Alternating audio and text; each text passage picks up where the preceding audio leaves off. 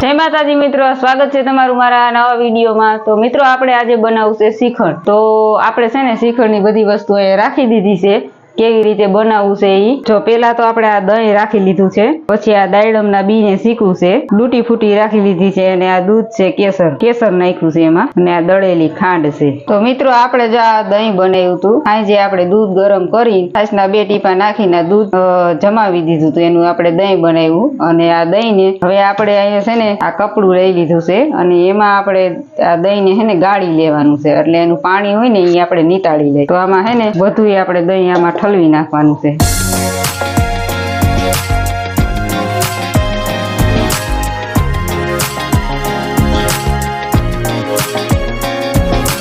કપડું હોય ને એમાં રખાય એટલે આ દહીં છે ને બધું નીતરી જાય।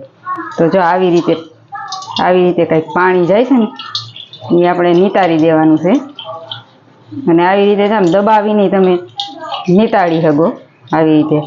અને હવે આની છે ને ગાંઠ વાળી દઈએ આપણે અને પછી આને છે ને 4 કલાક રાખવું પડશે। તો આપણે આને છે ને ફ્રીજમાં 4 કલાક રહેવા દઈએ એટલે આ બધું પાણી આમાં છે ને નીતળી જાય। તો આવી રીતે જો કંઈક નીતાળી દઈએ આપણે। હાલો મિત્રો, તો આપણે છે ને જો આ શ્રીખંડ બનાવવું છે તો આપણે દહીં છે ને ઓલું થઈ ગયું છે, આપણે પાણી નીતરી ગયું છે, કમ્પ્લીટ થઈ ગયું છે। હવે આને છે ને આપણે આમાં વાટકામાં ઠલવી નાખીએ। તો કંઈક આ રીતે થઈ ગયું છે, બની ગયું છે। તો કંઈક આવી રીતે થઈ ગયું છે। કેસર આપણે થોડુંક નાખી દઈએ એટલે આમાં હલાવી નાખીએ। કેસરનો કલર આમાં પકડાઈ જાય।